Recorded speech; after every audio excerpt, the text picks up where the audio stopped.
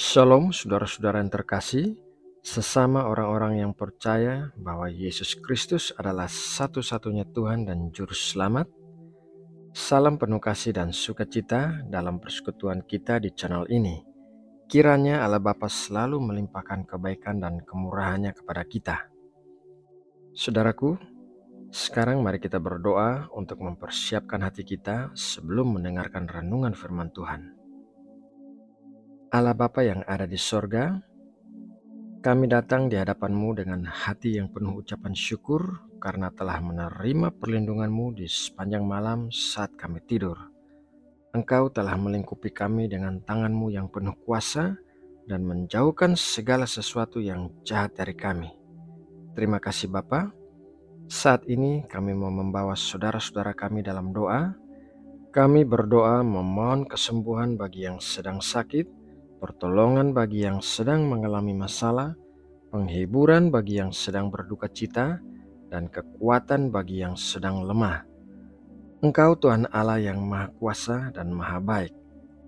Kami percaya kasih dan kuasa-Mu akan menjamah dan memulihkan saudara-saudara yang kami kasihi. Dan sekarang tiba saatnya untuk kami duduk diam dan mendengarkan renungan firman-Mu. Bukakanlah hati dan pikiran kami agar kami bisa mengerti akan pengajaran-Mu, dan berikanlah kami kekuatan untuk bisa melakukannya dengan taat. Kiranya firman-Mu akan mengubahkan dan mengoreksi kami akan hal-hal yang tidak benar di dalam hidup kami. Terima kasih ya Bapa. Dalam nama Tuhan Yesus Kristus, kami berdoa dan mengucap syukur. Amin. Saudara yang terkasih di dalam Tuhan Yesus Kristus, kemakmuran adalah sebuah kata yang menyenangkan bagi sebagian orang. Demi mendapatkan kemakmuran, ada orang-orang yang mengorbankan banyak hal, termasuk keluarga yang dikasihinya. Kemakmuran juga merupakan salah satu dari cobaan iblis kepada Tuhan Yesus di padang gurun. Mari kita membacanya dalam Matius 4 ayat 8-10. Dan iblis membawanya pula ke atas gunung yang sangat tinggi dan memperlihatkan kepadanya semua kerajaan dunia dengan kemegahannya, dan berkata kepadanya, "Semua itu akan kuberikan kepadamu jika engkau sujud menyembah aku." Maka berkatalah Yesus kepadanya, "Enyalah iblis, sebab ada tertulis, engkau harus menyembah Tuhan Allahmu, dan hanya kepada Dia sajalah engkau berbakti." Seperti halnya iblis mencobai Tuhan Yesus, demikian pula iblis masih menggunakan hal yang sama untuk mencobai umat manusia. Kemakmuran sebetulnya bukanlah hal yang buruk, karena apabila kita makmur, maka kita bisa melakukan banyak hal untuk kepentingan kerajaan Allah di dunia ini. Kita bisa memakai kemakmuran kita untuk menolong sesama kita yang membutuhkan, dan juga untuk mendukung misi pelayanan pengabaran Injil. Kemakmuran akan menjadi hamba yang baik apabila dipergunakan dengan bijaksana sesuai kehendak Allah, tetapi kemakmuran akan menjadi tuan yang jahat apabila dipergunakan untuk kepentingan sendiri. Itulah sebabnya Tuhan Yesus memberi peringatan bahwa kemakmuran kita akan menunjukkan hati kita. Apakah hati kita tetap bergantung pada Allah dan bukan harta itu sendiri, ataukah kita justru memberhalakan kemakmuran? Mari kita baca dalam Lukas 12 ayat 34. Karena di mana hartamu berada, di situ juga hatimu berada. Saudara yang terkasih di dalam Tuhan Yesus Kristus, kemakmuran juga memiliki sebuah godaan yang berbahaya, yaitu kemungkinan untuk terjatuh ke dalam dosa saat sudah memiliki segalanya di dalam kehidupan. Daud terjatuh ke dalam dosa setelah ia makmur, dan kejatuhannya begitu dalam sampai ia membunuh salah satu orang kepercayaannya. Mari kita membacanya dalam 2 Samuel 11 ayat 1-4. Pada pergantian tahun, pada waktu raja-raja biasanya maju berperang, maka Daud menyuruh Yoab maju beserta orang-orangnya dan seluruh orang Israel. Mereka memusnahkan Bani Amon dan mengepung kota Raba, sedang Daud sendiri tinggal di Yerusalem. Sekali peristiwa pada waktu petang, ketika Daud bangun dari tempat pembaringannya, lalu berjalan-jalan di atas soto istana, tampak kepadanya dari atas soto itu seorang perempuan sedang mandi. Perempuan itu sangat elok rupanya. Lalu Daud menyuruh orang bertanya tentang perempuan itu, dan orang berkata, "Itu adalah Batsheba binti Eliam, istri Uria orang Het itu." Sesudah itu, Daud menyuruh orang mengambil dia. Perempuan itu datang kepadanya, lalu Daud tidur dengan dia. Perempuan itu baru selesai membersihkan diri dari kenajisannya. Kemudian pulanglah perempuan itu ke rumahnya.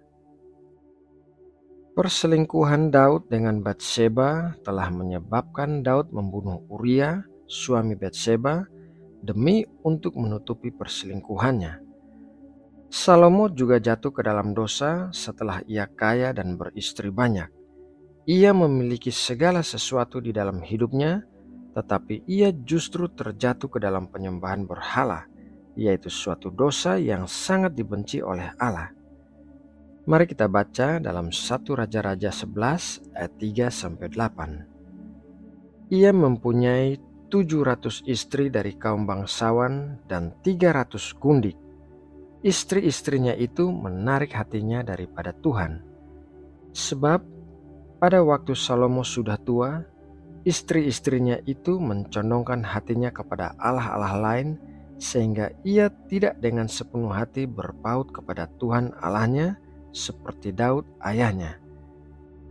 Demikianlah Salomo mengikuti Asitoret, dewi orang Sidon, dan mengikuti Milkom, dewa kejijikan sembahan orang Amon, dan Salomo melakukan apa yang jahat di mata Tuhan, dan ia tidak dengan sepenuh hati mengikuti Tuhan seperti Daud ayahnya.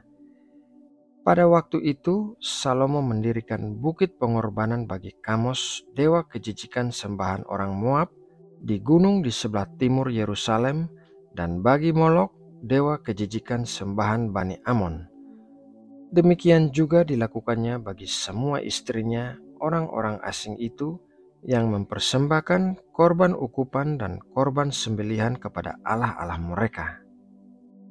Saudara yang terkasih di dalam Tuhan Yesus Kristus, Allah tidak menentang kemakmuran selama kita tetap bergantung kepada Allah yang memberikan kemakmuran itu dan bukan bergantung pada harta yang kita miliki.